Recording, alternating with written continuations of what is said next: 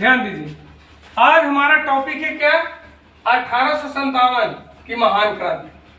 देखो 1857 की जो क्रांति थी शुरू कैसे हुई, हम लोग आज इसके बारे में पढ़ेंगे। टॉपिक बाय टॉपिक लिखे हैं।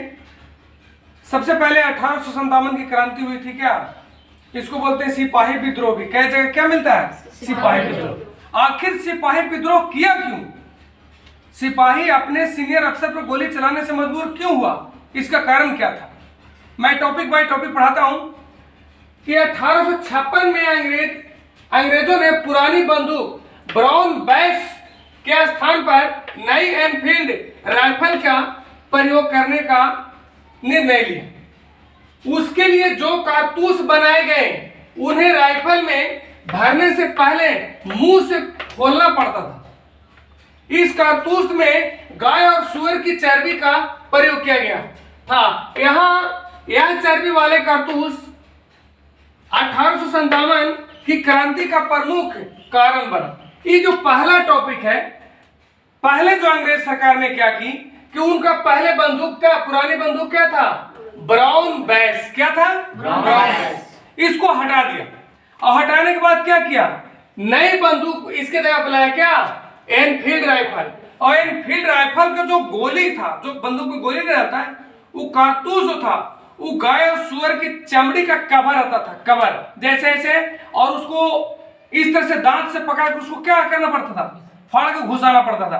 अब बताओ, जो सुअर और गाय के चर्बी से कारतूस बना हुआ कोई भी हिंदू हो या सिपाही मुसलमान हो, मुंह लगाएगा? नहीं लगाएगा। और यही कारण था कि मंगल पांडे ने इसको फाड़ने से मना कर दिए और वहीं पे नारा दिए थे, मारो फिरंगी को। और वो अपने सीनियर जो उनके अधिकारी, अंग्रेज अधिकारी था, उस पर गोली चलाए थे, जिसको खैर उसको गोली नहीं लगा था। गोली किसको लगा था? घोड़ा।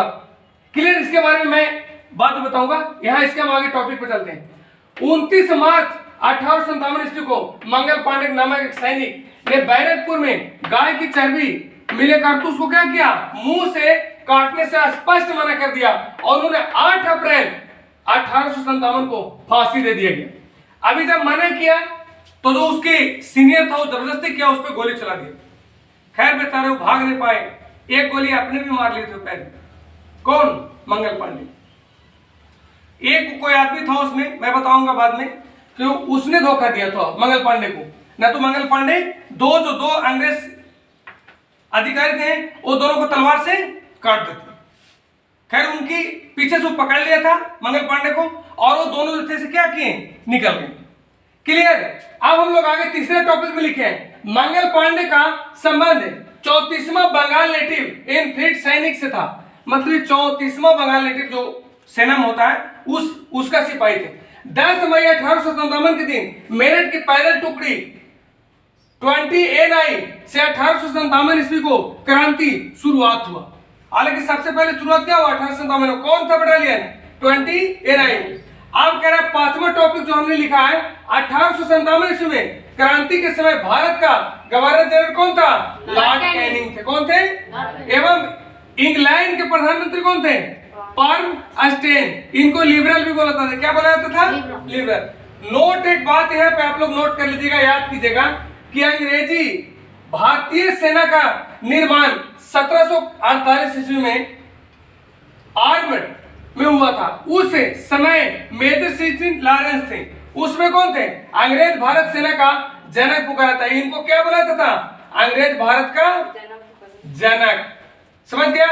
अब जो छठा टॉपिक इसमें कि 1857 की क्रांति असफलता के बाद सेना में जो अंग्रेज सैनिकों और पदाधिकारियों की संख्या बढ़ा दिया गया। जब 1857 के विद्रोह हुआ, भारतीय लोग को हार हो गया। जीत कौन गया? अंग्रेज नहीं जीता, लेकिन जो इनको योजना था ना, योजना बनाए थे कि उससे पहले इन लोग युद्ध कर दिया। और उसमें अंग्रेज के पास बहुत कुछ था, व्यवस्था था, और इन लोग के पास व्यवस्था नहीं था, इसलिए बेचारे इन लोग हार गया। हारने के बाद अंग्रेज एक और नियम चेंज किया, अंग्रेजी सरकार, कि यहां जो सेना अंग्रेज के था वो बढ़ा दिया गया और भारतीयों को कम कर दिया गया। बंगाल में कितना कर दिया? 2 अनुपात 1 ने कर दिया था। अब यहाँ पे हम लिखे हैं बंगाल की सेना में भारतीय और अंग्रेजी सैनिकों को अनुपात 2:1 कर दिया कि मतलब 2 को अंग्रेज रहेगा तो 1 नहीं 2 भारतीय रहेगा तो 1 क्या रहेगा अंग्रेज। बंबई में क्या किया 5:2 कर दिया कि 5 को भारतीय रहेगा तो 2 को अंग्रेज रहेगा। और नौवा जो टॉपिक हमने लिखा है 1857 के मामले की जांच हेतु पील कमीशन को नियुक्ति किया गया।